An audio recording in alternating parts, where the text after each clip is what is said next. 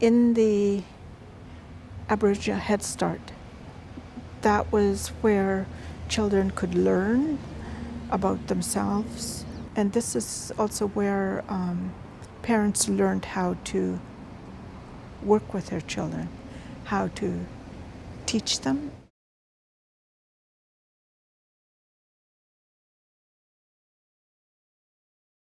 The purpose of my talk today is to share with you an important teaching that we were given by the late Zemana Vince Dogan of Musqueam.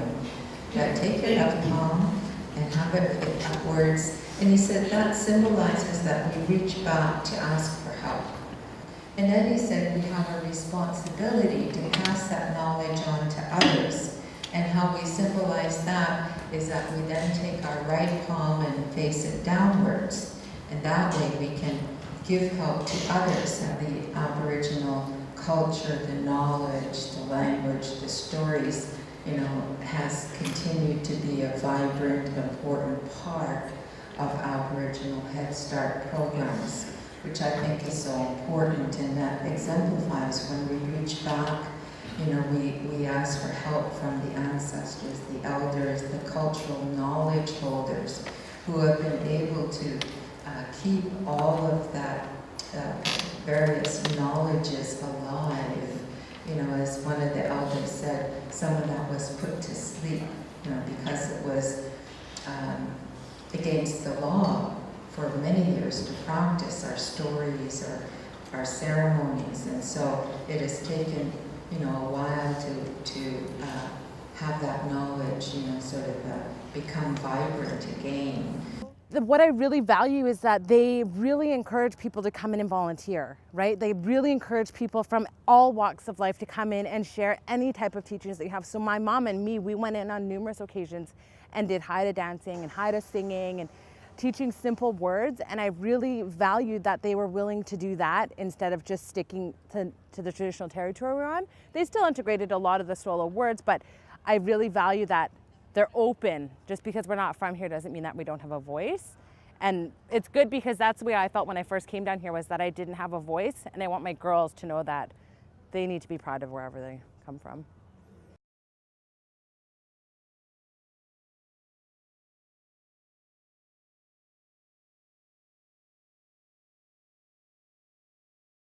For me, coming from a strong cultural background was so important. Coming from my grandmother and her teaching us that our identity is everything. She would send us to potlatches because she couldn't always make them. And she always gave us the instructions that when we go to potlatches, we represent her at that place. So if we're going up to Alert Bay or Fort Rupert or Campbell River, any of these places where these potlatches are taking place, we represent our grandparents in everything that we do. And that was probably the most profound teaching that I've ever had, is knowing that what I do reflects on other people. To some, that's a real burden and really hard to get past. But for others, it's a way that we uplift all of us at the same time, that we're able to look to each other and know that we're doing our best, we're representing our family in the best ways possible. I always look at us as just links in a chain going back to the beginning of time. And you want to create that strongest link to the past that you possibly can. I want my kids and other young ones that I affect to take on some of the lessons that I've been taught and be that very strong link in the chain that goes all the way back through all the generations, so that they're able to pass on those same teachings to their kids and so on.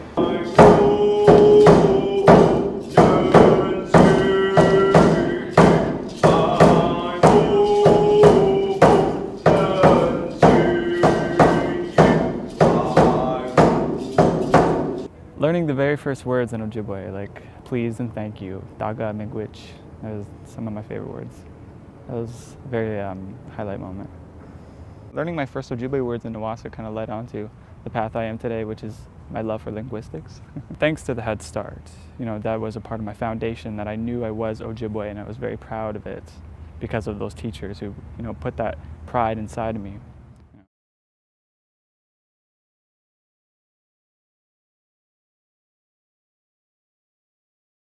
Hello, my friends that are gathered here today. My name is Madeline McCallum. Stronger Coleman is my traditional name, and I'm originally from Isle Across, Saskatchewan. I don't think I'm better than anyone in this room, because I'm not.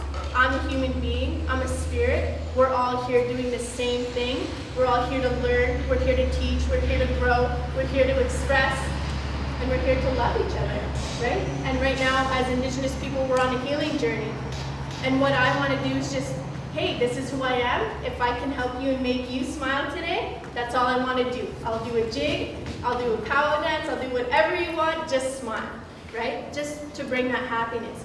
And that's what I live for. Can you imagine this little girl growing up, beat up, trauma, abuse, sexual abuse, everything? You would think that she was going to go the other way and do the exact same thing, right? But do you think a lot of people do that nowadays? They go the other way? But something, that little light, that little something that was there, was like, go this way, Maddie, go this way, because there's a reason why you're here. Now I stand proud, because any energy that anybody gives you is their own, it's not yours to carry, and that's what I've learned.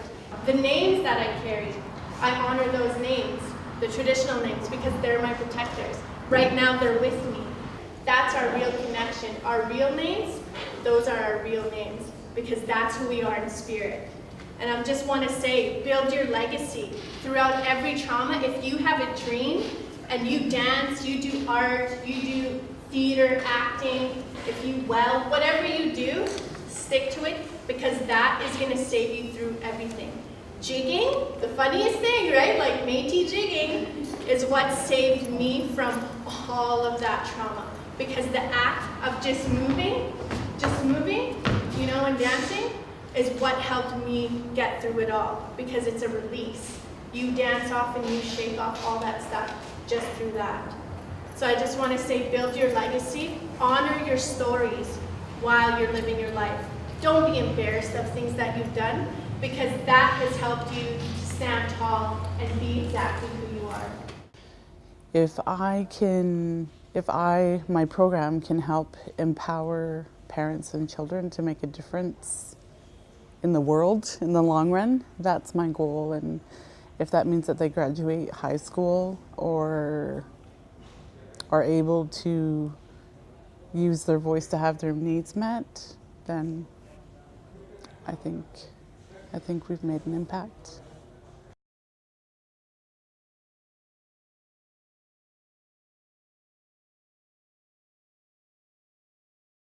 Over all these years, I've been touring around all over the world, telling stories, writing books, and we went to all these residential schools, and I was really, really sad that there's a whole part of my life that I missed because I had to go away to school. And I felt so bad, and I really thought, well, you know, we had the worst part of this whole residential school business. And then one night, I was telling stories in a place called Saint-Louis in northern Quebec. This old woman came, and she walked with a cane.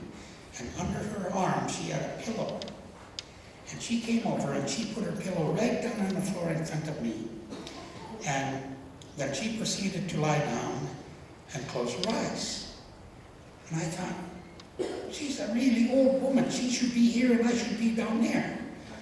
You know, but I was there to tell stories, so I sat there and I told stories. And as I was telling stories, I would look at this old woman, and she had her eyes closed, and sometimes I thought she was asleep, but other times there was this beautiful smile on her face. And when I was all finished, you know, the people got up and they came over and said, thank you for all the stories. And then finally, this old woman got up, and she came over to me and she shook my hand and she said, thank you. She said, when I was a little girl, a long time ago, this priest came. And he told us never, ever to tell those stories ever again.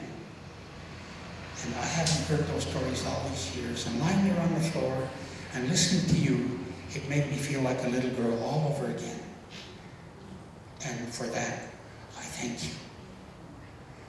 And I decided that day, I have to go out and I have to encourage people to tell their stories all over again. Because, you know, we lived with those stories. We learned how to get along with each other. We learned how to take care of the disadvantaged and how to treat them, you know, like they're our own peers, and to help them, support them. And we learned how to live with each other, how to love each other, and, you know, and work for the whole community. And so that's what those stories are. You know, they teach us all these things. And I think for too long now, we have been losing those stories. And it's time we started to get them back. And that is all I have to say. I think I was lucky to be here because I really felt the need to know more about my culture. And I'm going to high school next year, and I'm taking an Ojibwe class so I can learn my language, because I feel like that's a very important. I feel like I've been sleeping for a while.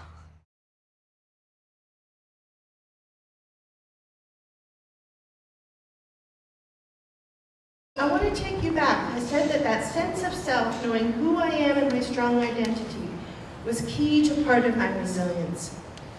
Having a powerful sense of family. And when I say family, I don't always mean those who I'm blood related to. I mean those who love me and those who I love. So Aboriginal Head Start is part of my family. The fourth element to not only my resilience, but all of our resilience, is our sense of culture, our language, our connection to the land, to the water, and to the stars. That the more I can connect to those, we had a lot of desire this morning in the circle about wanting to learn more about my culture, learning about my language and taking the risks to speak even if I make mistakes. If we don't try, if we don't speak, how will we ever learn? So I encourage you as you leave here to consider yourself as resilient. We heard Madeline say these 3 words today: I am resilient. Whatever you put behind I am is sure to come and find you. So make sure you put powerful things behind. I am a tree. I am a dolphin. I am a singer. I am a dancer. What are you? That's why we say I am. Very powerful words. So be careful what you put behind those 2 words, because it will be sure to come and find you. I'm here to share my story of how being a part of the AHS Younger and being implemented in that program and all the teachings it gave to me, it molded me to stay in that field, to always accept these teachings and pass them on and share them with each other. So I began being taught in the different little programs offered to teaching them. And till this day, I go to high schools and I love working with the little children because they're pure. Their hearts and their minds are sponge and they're pure and they're fun. They're a fun little group. That I do want to say, like, my time here it molded me to be the person I am today. You can be whatever you want to be. It's your responsibility to do. Whatever it is you're going to do. Because I know that my grandchildren are your age, and as I see how smart, how bright, and how wonderful you are, you have the strength to do and be whoever you want to be. So thank you for being here. Enjoy, travel safe. When you go home, travel safe, and do your best to listen to your adults. Have fun.